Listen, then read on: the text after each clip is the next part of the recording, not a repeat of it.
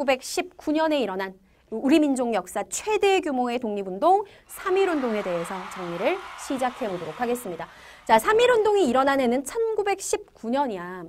어떻게 해서 3.1운동이 일어나게 된 것이냐. 일단 1910년에 식민 통치를 받기 시작하면서 이 강압적이고 억압적인 무단 통치가 거의 10년이 이어졌잖아요. 그렇죠?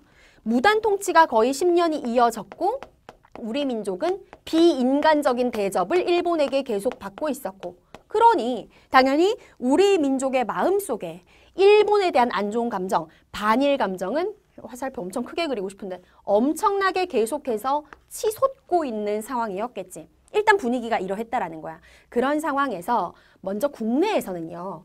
1910년대 후반 들어오면서 종교계에 영향력이 있는 인물들을 중심으로 해서 독립만세운동을 우리가 한번 일으켜보자 라는 계획이, 협의 같은 게 계속 이루어지고 있었어요. 주로 종교계 인물들이 중심이 되어서 이 계획을 세웠었는데 여기에 가장 주도적인 역할을 했던 인물이 어떤 인물들이 있느냐. 불교계의 대표인물 한용운, 기독교의 대표인물 이승훈, 동학이 천도교로 이름 바뀌었었다고 1-4단원에서 얘기했었죠. 그죠? 이 천도교의 대표인물인 손병희, 이런 종교계 인물들을 중심으로 해서 우리가 독립만세운동을 한번 일으켜보자 라는 계획이 계속해서 논의가 되고 있는 상황이었어요. 자, 이러한 상황에 또 하나 3.1운동이 일어나는데 배경으로 작용한 국외의 여러 가지 상황들, 여기 엄청나게 중요합니다. 이거 한번 정리해 보도록 할게요. 자, 윌슨이라는 이름이 나는데 딱 봐도 외국인의 이름이잖아. 윌슨은 정확히 말하면 우드로 윌슨, 미국의 28대 대통령이에요. 이 윌슨이라는 인물이요. 당시에 이제 세계사적인 상황을 먼저 보자면 1914년에 제1차 세계대전이 일어나서 1918년에 1차 세계대전이 막을 내리게 돼. 사실은 이 전쟁에서 연합국이라는 세력을 승리로 이끈 가장 결정적인 역할을 한 나라가 미국이었거든요. 당시에 이 전쟁이 끝나고 나서 강대국들 각국의 대표들이 프랑스 파리에 모여서 앞으로 지구상의 전쟁이 다시 일어나지 않게 평화로운 지구를 만들기 위해서 우리가 회의를 하자 해가지고 파리 강화회의라고 하는 회의가 열리게 되는데, 이 회의석상에서 윌슨이라는 사람이 세계 평화를 위한 14가지의 원칙, 14개조 원칙이라고 하는 걸 발표를 해요. 그 발표된 내용 중에 하나가 바로 무엇이었느냐? 민족 자결주의라는 내용이었어. 자, 민족 자결주의라는 말의 뜻이 무엇이냐? 모든 민족은, 그러니까 지구상에 있는 모든 민족은 자기 민족의 정치적인 운명을 스스로 결정할 수 있는 권리를 가진다라고 발표를 한 거야. 자, 머나먼 파리에서 머나먼 나라 미국의 대통령이 민족 자결주의를 발표했는데 이게 우리나라의 3.1운동과 무슨 관련이 있단 말이냐? 관련이 있죠. 강대국의 대표가 뭐라 그랬어? 모든 민족은 자기 민족의 운명을 스스로 결정할 수 있대. 우리 입장에선 이런 거잖아. 내가 지금 너무 서러움을 당하고 있는데 힘 있는 사람이 내 편을 들어주는 것 같은 느낌이 드는 거야. 그렇지. 우리 민족도 우리 스스로 우리의 운명을 결정할 수 있어. 일본이 우리 운명을 결정할 권리는 없어. 이렇게 받아들였던 거예요. 우리 입장에선 힘을 얻었다라는 거죠. 이게 영향을 주었고요. 우리나라의 3.1운동에. 그 다음에 두 번째. 신한청년당이라고 하는 단체가 있었어요. 대단한 청년들인데 이 신한청년당은 중국의 상하이라고 하는 국제도시가 있었거든. 상하이에서 젊은 청년들이 중심이 돼서 만든 단체가 신한청년당. 그래서 거기서 독립운동을 하던 단체였어요. 이 신한청년당이, 자, 방금 전에 선생님이 파리 강화회의 얘기했었잖아. 야, 프랑스 파리에서 강대국의 대표들이 모여가지고 세계 평화를 위한 회의를 연대. 그러면 강대국의 대표들이 많이 모였으니까 여기에 우리가 가가지고 우리 민족의 독립을 주장하고 호소하면 야, 이거 되게 효과가 크겠구나, 이렇게 생각을 한 거예요. 그래서 신한청년당이 파리 강화회의에다가 청년당의 단원이었던 김규식이라는 인물을 파견합니다. 이 김규식이 파견된 이유는 김규식이 어렸을 때 이제 외국인 선교사가 만든 학교에 다니고 그래서 영어도 굉장히 잘했고요. 그다음에 결정적으로 프랑스 파리잖아요. 프랑스어, 불어에 굉장히 능통했대요. 프랑스어에. 그래서 이제 김규식이 파견이 됐는데 이 김규식 이야기는 이따가 선생님이 임시정부 얘기할 때 다시 등장할 거니까 기억해놔야 돼요. 아, 신한청년당 출신의 김규식이 파리 강화회의에 갔구나, 참석을 하기 위해서 배 타고 갑니다. 자, 그 다음에 세 번째, 우리나라 바로 이쪽 만주, 어딘지 좀 전에 말씀드렸었는데 만주 지역에서는요, 이 만주 지역에서 활동하던 독립인사들, 여러 인물들이 모여서 우리의 독립을 주장하는 대한독립선언서라고 하는 걸 발표를 했어요. 그리고 마지막으로 결정적으로 네 번째, 우리나라를 식민 지배하고 있는 나라가 일본.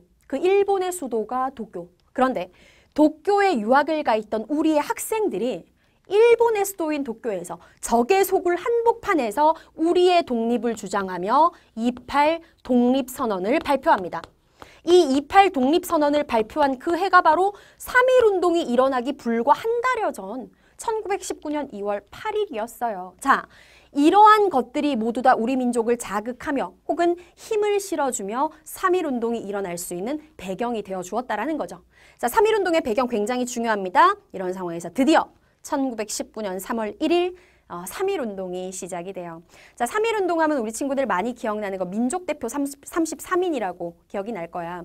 종교계, 기독교 대표인물들, 불교계 대표인물들, 천도교계 대표인물들. 이들 민족대표 33인이 모여가지고 사람들이 많은 광장으로 나간 건 아니고요. 당시의 수도인 서울에 굉장히 크고 유명한 음식점이 하나가 있었어요. 이 음식점의 이름이 태화관이었는데 민족대표 33인들이 태화관에 모여서 독립선언문을 낭독하고 독립만세를 불렀습니다.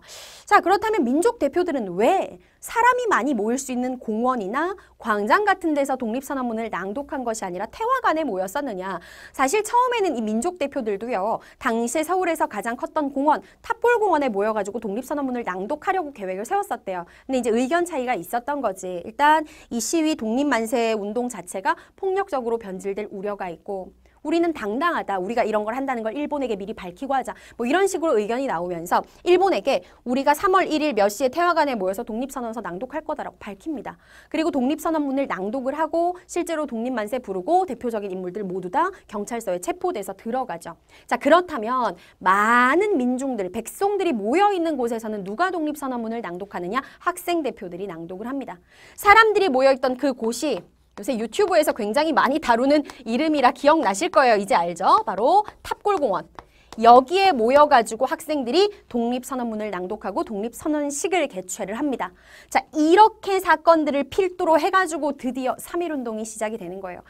3.1운동은 정말 평화적인 운동이었어요. 손에 칼 들고 막 그렇게 했던 게 아니야. 전부 다 태극기 만들어서 태극기 들고 태극기 막 휘날리면서 대한독립만세, 대한독립만세를 외쳤던 거예요. 남녀노소, 신분에 상관없이, 그러니까는 빈부격차에 상관없이, 그 다음에 또 뭐 경제력에 상관없이 모두가 모여가지고 한마음 한뜻으로 독립만세를 외쳤습니다. 처음에는 서울에서 시작됐고요. 서울에서 시작된 독립만세 운동이 전국으로 확대가 되었고요. 우리 민족의 반응은 폭발적이었죠. 전 민족이 참여하는 거대한 규모의 만세 운동으로 점점 규모가 확대되어 가기 시작했어요. 자, 그렇다면 이 3.1운동에 대한 일본의 태도와 반응은 어땠을까요? 옆으로 가서 정리 이어갑니다.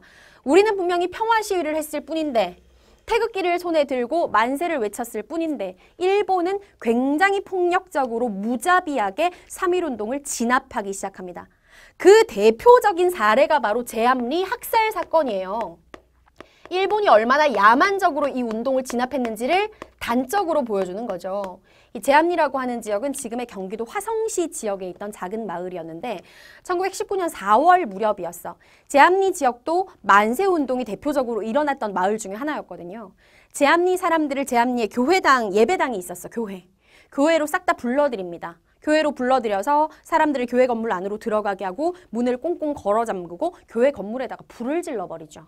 아비교환이 됐겠지, 그지? 사람들이 울며 불며. 실제로 무슨 얘기까지 있냐면 교회당 그 문을 다 잠궈냈으니까 창문을 열고 한 여자가 처음엔 아무것도 모르고 아기를 데리고 들어갔다가 이제 모두가 죽을 것 같으니까 아기를 바깥으로 던지면서 아기만은 제발 살려달라고 했는데 그렇게 바깥으로 나오게 된 아이까지도 칼로 찔러서 죽이는 그런 말로는 다 설명할 수 없는 무자비한 짓을 일본이 저질렀어요. 그리고 막 창문을 깨고 뛰쳐나오는 사람들을 총으로 쏴서 모두 다 죽여버리죠. 자, 이런 식으로 잔인한 짓을 저질렀던 사건이 제암리 사건이고 비단 제암리에서만 그랬던 게 아니라 3.1운동 자체를 일본이 이런 식으로 탄압을 했다라는 거야. 평화적인 만세운동인데 일본이 이렇게 비인간적인 태도로 나오자 시위는 점점 무력투쟁의 형태로 격화되었고요. 그리고 점점점 전파가 돼서 해외에서도 3.1운동의 영향을 받아서 만세운동이 일어났었어요. 하지만 안타깝게도 어쨌든 일본의 탄압과 진압으로 인해서 실패로 끝나고 말았죠. 자, 지금까지가 3.1운동의 전개 과정에 대한 이야기였는데 3.1운동은 마무리가 너무나 중요합니다. 비록 실패로 끝났지만, 즉 독립을 이루어내지 못했기 때문에 실패를 했다라는 거야. 그런데 사실 독립을 이루어내진 못했으나 우리 민족에게 너무나 큰 의미를 남긴 게 바로 3.1운동이지. 자, 3.1운동이 어떤 중요성이 있는지 서술형에 정말 잘 나옵니다. 서술형에 나오면 아래에 있는 내용들을 정리해서 쓰셔야 돼요. 자, 하나씩 살펴보도록 할게요. 첫 번째, 3.1운동은 앞에서도 말했었죠. 전 민족이 한마음 한뜻으로 참여했던 전 민족적인 항일운동이었어요. 우리 민족 모두가 똑같은 마음을 가지고 있다는 걸 알리는 계기가 됐죠. 다음 두 번째, 우리가 일본으로부터 독립을 하고자 하는 의지가 매우 강하다는 걸 전 세계에 알리는 계기가 되었습니다.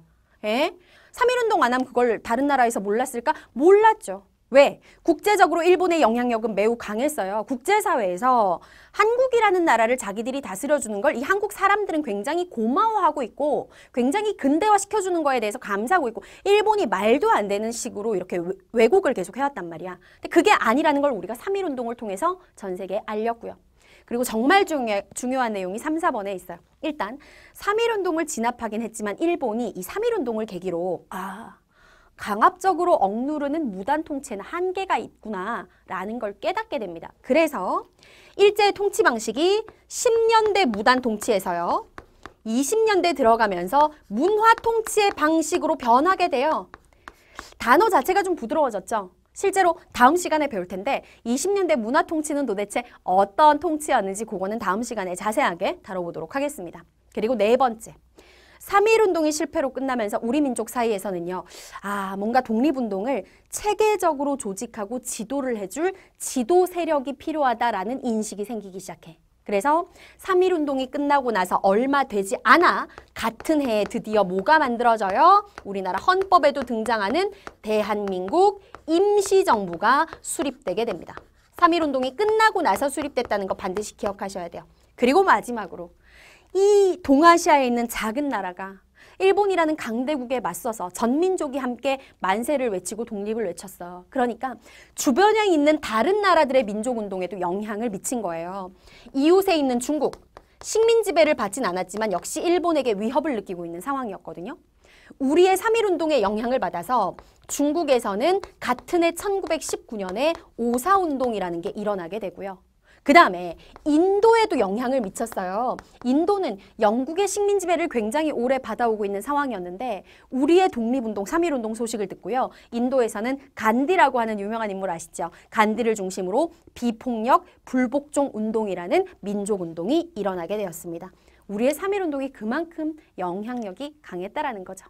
자, 오늘 배워야 되는 3가지 중요한 내용 중에 2가지 공부했어요. 이제 마지막으로 남아있는 건 바로 대한민국 임시정부입니다. 어떤 활동을 한 어떤 단체였을까요? 계속 이어가 보도록 할게요.